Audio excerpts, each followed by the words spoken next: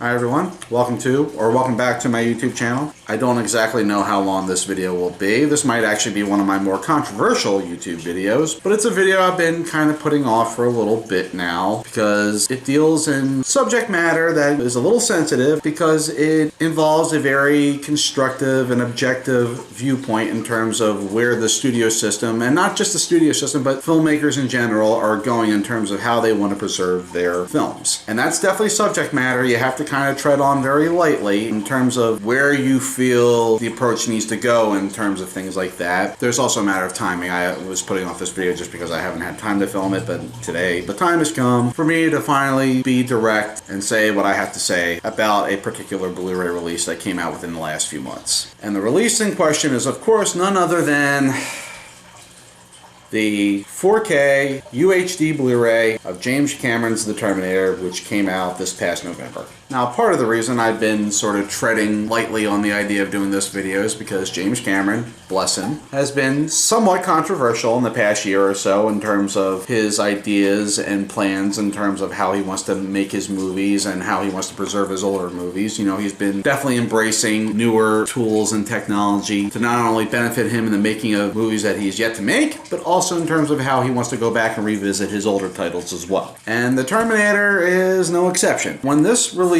was announced roughly a year ago, I do admit I was on the fence about it for a number of reasons, because right around that time we had a few 4K UHD releases of James Cameron titles that weren't exactly accepted fully with open arms. We had True Lies, which got a heavy negative response. We had a 4K release of Aliens, which didn't do much better. And then there was also The Abyss, which did have some AI processing done to it, but it was definitely considered to be more in the tolerable range compared to the other two. So, I mean, again, it's been very hit and miss with James Cameron 4K releases. I mean, even going back to 2017 with the 4K release of Terminator 2 was heavily criticized because it had very heavy DNR applied to it. I have the 4K release of Terminator 2, and yes, it's not great looking. It's watchable, for me at least. I definitely would prefer something that's a little more film-like, but that just goes back to what James Cameron's mindset has been in recent years. He just does not like the grainy look of older movies. He just does not want that to be the look of his films going forward. So that's where the whole AI thing comes in and why he's been taking that approach with restoring his movies. My opinion personally, I wish that wasn't the case. I'm not really a big supporter of AI unless it's being done in a very constructive and respectable way that's respectful to the content in question, but I definitely don't like it in the sense that it's just being used to rewrite certain things in a way that is contradictory to the content at hand. So jump into this 4K release of The Terminator. What are my initial thoughts? So I'm going to try to break this down as best as I can. I'm going to do some stuff about the actual transfer itself, some stuff about the audio. There's going to be a lot to talk about with audio. Some things about the extras, where I feel this ranks in terms of some of the previous releases we've had of this film and where it slips. There's going to be a lot to talk about. Now, before I get into that, I want to make this perfectly clear to everybody. This is not a sponsored review. I'm not being paid to talk about this. I literally purchased this with my own money. No one gave this to me. This is not an advanced copy. These are my own thoughts that I have to say about this, good and bad. I'm not going to sugarcoat this. I'm going to try to be as direct, constructive, and as objective in my review of this as best as I can. So first, we'll take a look at the packaging.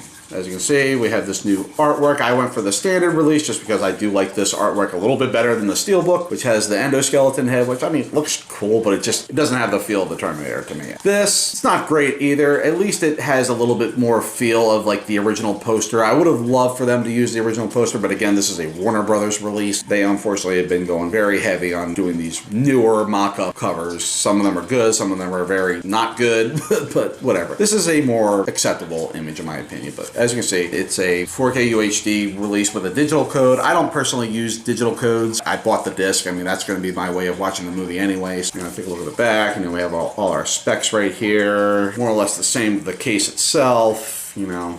Look inside, there's our digital, and there's our disc, which has the endoskeleton on it. So kind of nice little disc art itself. Now, my thoughts on the transfer itself. Now, just to break it down a little bit. So this 4K release is sourced from the same restoration of Terminator that was done for the 2012-2013 Blu-ray release. Now, there's been a lot of talks online in terms of how presentable it is. Is it an upscale? Is it a real 4K source or whatever? I mean, because when they did the restoration previously a decade ago, it obviously was then completed at 2K resolution to accommodate our regular Blu-ray. So there's been a lot of talks in terms of, is this an upscale or not? And pretty much the general consensus is yes, it is a 2K upscale. That being said, how does it look to me? Especially when you have the AI processing applied by Park Roast, which is the same company that's been doing a lot of the restoration work on a few other James Cameron titles as well. A big complaint that a lot of people had with the 2013 release is that it just pushes really heavily on the teal, which, yes, this release still does as well. I mean, unfortunately, that's just kind of been the look that James Cameron's kind of been pushing for with a lot of his films. It doesn't ruin the movie for me, but I mean, yeah, it would be nice to pull it back a little bit. For this 4K release, they do push it back a little bit. I mean, when I watched this on the 4K television we have, it definitely doesn't stick out as much to me. When I watched it upstairs, downscaled to 1080p, it definitely looked more teal again, because now it just basically looks like the regular Blu-ray again. For what it is, I mean, in terms of the color grading, it's not bad. How do I feel about the AI processing? I know this is where some of this subject matter gets a little touchy for some people. I don't hate it. It's not great. I definitely notice it. There's definitely scenes where it sticks out to me. I would say the first scene that I saw of this movie where the AI was really kind of sticking out to me was the scene where Sarah and Ginger are in their apartment and they're listening to the outgoing messages on the phone. But I mean, was it ever sticking out to the point that like it was flat out ruining the movie for me? No, definitely not to that extent. Yeah, it's there. I wish it wasn't there, but I mean, overall, it didn't ruin the overall presentation for me. It's not a great transfer. I wish it was a new restoration just done from scratch, but I mean, I also have to accept the fact that even if James Cameron had done a fresh 4K scan of this from scratch, with the way he's been approaching the restoration of his movies in recent years, he was still going to apply the AI to that transfer either way. So whether you're dealing with a 4K scan that's been downscaled to 2K and then scaled back up to 4K and then had some AI applied to it afterwards, or a fresh scan in 4K with more AI applied on top of it, I mean, you're not really winning either way. I wish this wasn't the approach that they were going with restoring movies going forward, but I mean, the more technology evolves, the more we just have to kind of take it for what it is. And in the case of this film, I mean, there's definitely releases out there where like I could definitely see the AI being applied and it just looks horrible, and I wish they would take note of that. I mean, know when to apply it, how much to apply, how much not to apply, and sometimes they do and sometimes they don't. This, on a scale of 1 to 10 in terms of the AI, 10 being good, 1 being, oh my god, it's horrible, this ranks somewhere in like a 5 to 6 range. The overall transfer in general, when I take everything into consideration, this transfer can look really good, even being an upscale, but I would give the overall transfer a 7 out of 10. It would probably be an easy 8 or 9 if it didn't have the AI applied to it. So again, I don't think it's a horrible looking transfer. I can accept it for what it is. It's definitely not enough to where it takes me out of the movie. It definitely hasn't been changed to the point where I feel like I'm just watching a completely different movie altogether. It still looks and feels like the movie that I've been watching for many, many years now. I wish the AI wasn't there, or at least it was just dialed back a little bit in some scenes. I know there's certain moments where if you pause it, you'll see certain things in the background that looks all scribbled and scrambled, but never to the point, for me at least, that it ruins my overall enjoyment of the transfer that they've given us. Then we'll skip to the audio, where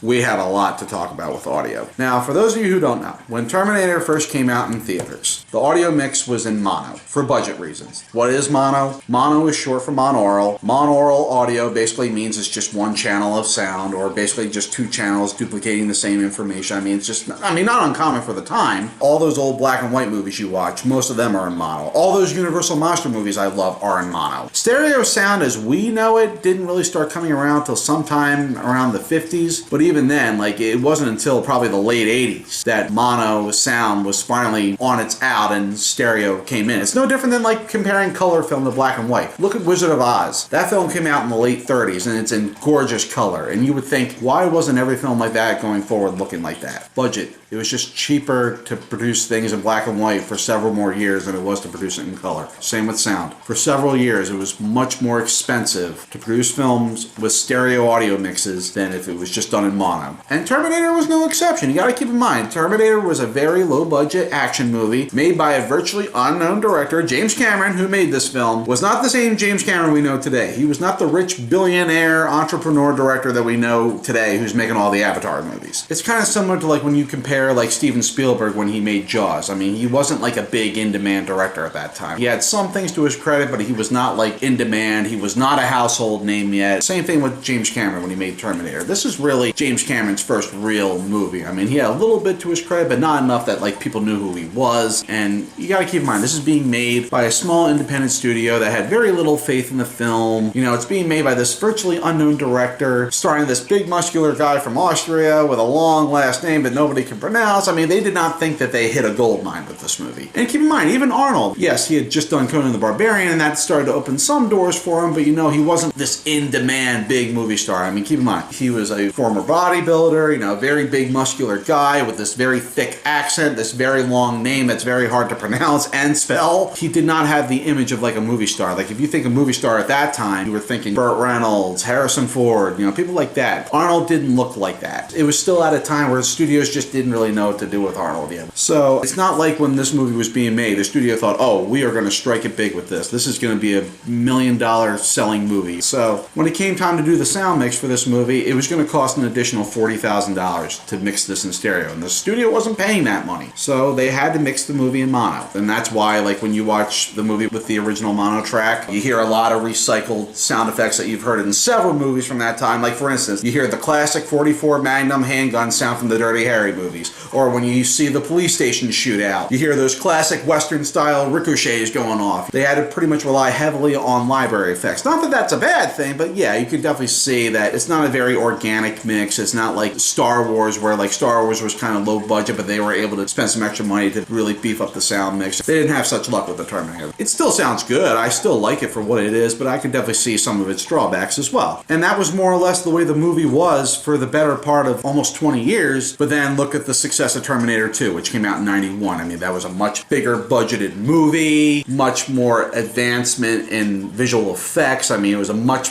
bigger milestone film than the original. The original still relied heavily on practical effects, which are still relatively good even now. But by the time Terminator 2 was being made, we were now entering what is basically the now modern day era of CGI, computer generated imagery. We're just using computers to do all these effects and all these imagery that we couldn't do before. And by this point, you know, the success of both Arnold and Cameron are both in place. You know, after Terminator, James Cameron did Aliens, and then he did The Abyss, and then Arnold, he became a bona fide movie star after the Terminator. You know, he did Commando, Predator, he did Twins, he did Total Recall, and several other movies in between. And Terminator 2 was just such a big, successful movie, and you know, it was just kind of overshadowing the original. And I guess when you skip to the DVD era, where now we're sort of entering an era where people are becoming much more conscious in terms of how they want their movies to look when they're watching them at home, because now we're in the early 2000s where it's DVD, VHS is on its way out. Studios are starting to take more consideration in terms of how they want to present their movies. And when you take a movie like Terminator, which is stuck with mono audio and had a big successful sequel like Terminator 2, it's like, okay, maybe it's time to kind of bring this movie more into the 21st century. So in 2001, we got this. This is the MGM Special Edition Terminator DVD. This is the 2003 reprint of it, but it's the same DVD release. For this DVD release, they introduced a Dolby 5.1 surround remix track, where they basically went back and remixed the movie from the ground up. They went back and remixed the music, and for the sound effects, they borrowed heavily from the sound effects library of Terminator 2. So basically trying to make this movie a little bit more in line with Terminator 2, they basically just went back and remixed the audio. And unfortunately, it's just one of those remixed tracks that just got a very mixed reaction over the years. I mean, some people think it's okay. I mean, I've gotten into some scuffles with people online who actually think it's a big upgrade over the original mono track. And there's some people who, like me, who think it's just one of the worst remixed tracks out there. And sadly, this is not the only film to get that, and it's something that's become sort of a continuing practice in the last couple decades in terms of where studios are going in terms of how they want to preserve their movies. There's two movies that I could get into heavy discussion in terms of sound design. One is this, Terminator. Second is Jaws. Jaws is another movie that was released with mono audio when it came out in the mid-70s, but then when you skip to the DVD era, people are investing more in better television sets, DVD players, speaker systems to try to recreate that sort of movie-going experience in their own home. So obviously you're not going to benefit that very well with a big successful movie like Jaws on DVD if it's stuck with mono audio that just doesn't expand much. Okay, I can respect that. So for the original DVD release of Jaws, much like what they did with that special edition DVD DVD of Terminator, they went back and they remixed Jaws from the ground up. Remixing the music, changing all the sound effects. Now it sounds like a movie that came out in the 2000s. It doesn't have a 1970s feel to it anymore. And what made it even worse is that original DVD did not have the mono track included in any shape or form, which meant if you were a purist like me, you either had to stick with a VHS release like I did, or stick with a Laserdisc. But then unfortunately for the 30th anniversary, we got a new DVD release, which was this. For this release, yes, it still has the 5.1 surround remix, but there's also an option on here for theatrical mono mix. Because I guess by that point enough fans complained enough that from this point going forward, including with this is the 4K release of Jaws with a regular Blu-ray included as well. Both discs in here have both the movie and remixed surround as well as the theatrical mono track. Now fortunately, going back to Terminator, this DVD had both the surround remix and an option for the original mono. So if you were somebody like me who didn't want to watch it with the remix, you didn't have to. There was an option on here for the mono track. It's not my personal favorite version of the mono. I mean, there's things I like about it, there's things I don't like about it, but nonetheless, it's still enough that, hey, I'm not stuck with the remix. I do at least give them credit that they were nice enough to include both tracks on this DVD. But then we skip to the Blu-ray era, and unfortunately, this situation started to change, and it dives heavily into why, until this 4K release, I actually never even bothered to buy Terminator on Blu-ray in any shape or form. So the first Blu-ray release of Terminator was in 2006. So the year that Blu-ray was just kind of hitting the market. And keep in mind, it's a new format,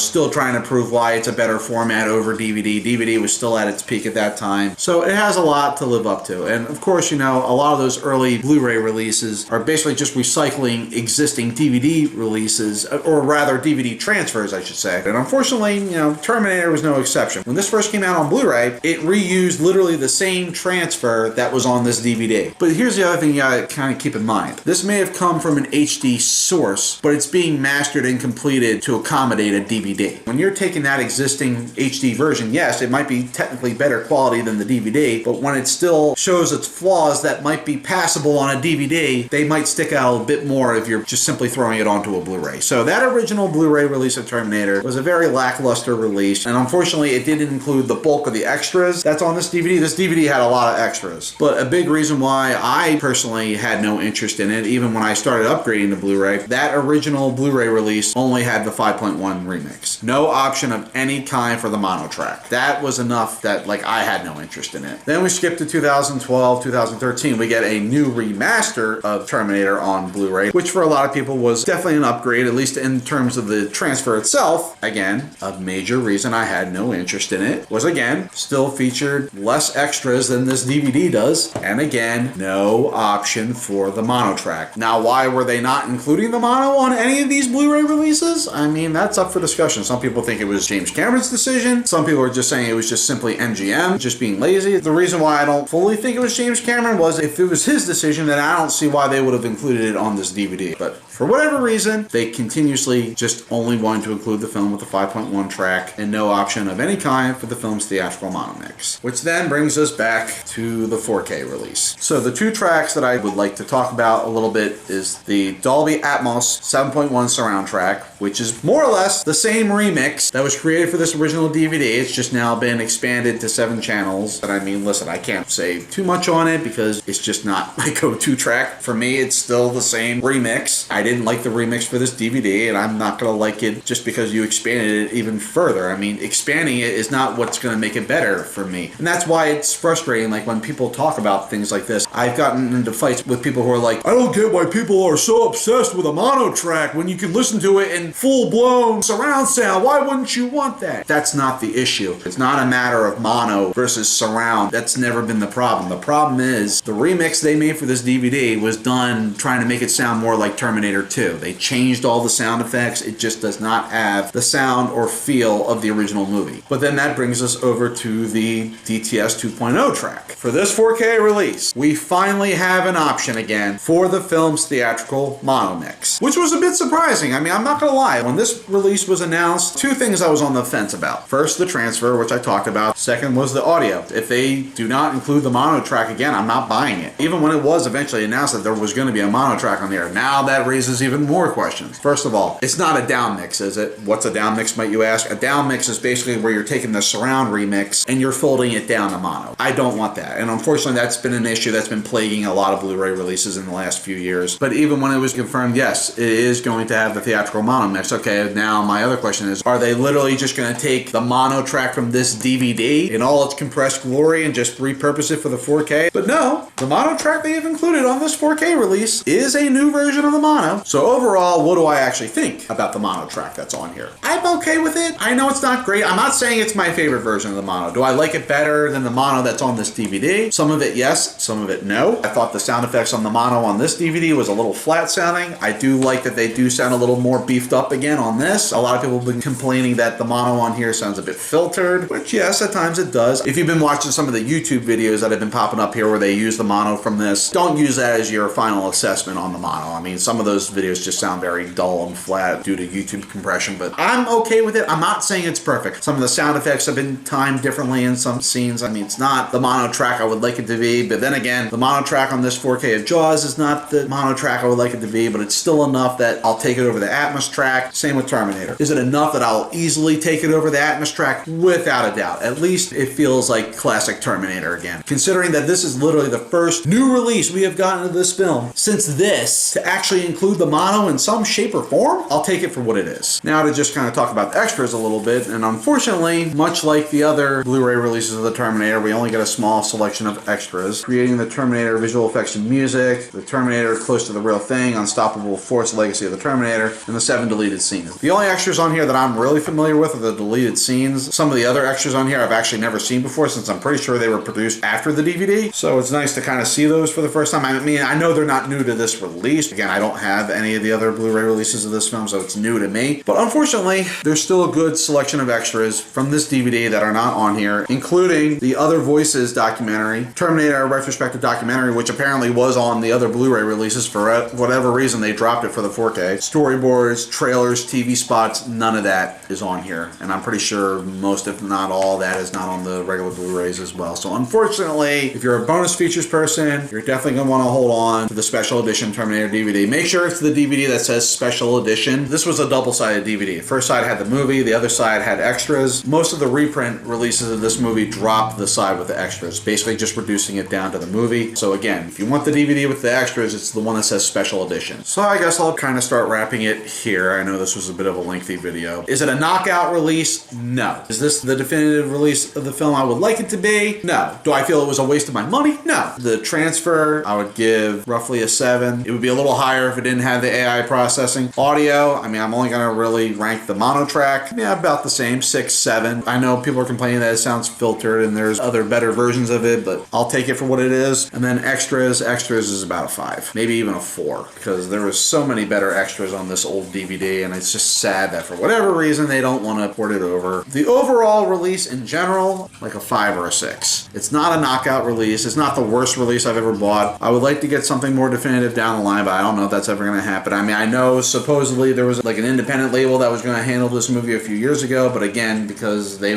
were waiting for James Cameron, the deal just sort of fell through and nothing came of it. It's a studio release, and unfortunately with studio releases, it's going to be very hit and miss in terms of what's going to be included and what's not going to be included. If this had been like Arrow or Shout or whatever, they probably would have been a little more conscientious in terms of making sure everything that was on this DVD and whatever has been produced afterwards was ported over to this. I can understand why people are on the fence about it. I know there's a lot of people out there who are just saying, nope, I'll stick with the regular Blu-ray despite not having the mono track. I know there's a lot of people who feel it was worth buying it just for the mono track itself. So it's a medium release at best. I don't hate it. I'll still watch it. I still have been watching it a bit the last few months. I'm glad I at least finally have a Blu-ray release of this movie. This movie's in my top 10. I've definitely been more a fan of Terminator 1 than Terminator 2. Not that I don't like Terminator 2. I love Terminator 2. But this is definitely one of my favorite films. So it is what it is. So that's about it. I wanted to at least get this video done and out of the way. Take my points with a grain of salt. Would I recommend it? In ways I do, in ways I don't. I'll let the rest of you judge whether this release is worth it or not. Anyways, I'll wrap it up there. Hope everybody has a good day. Thank you very much. Stay tuned for more stuff.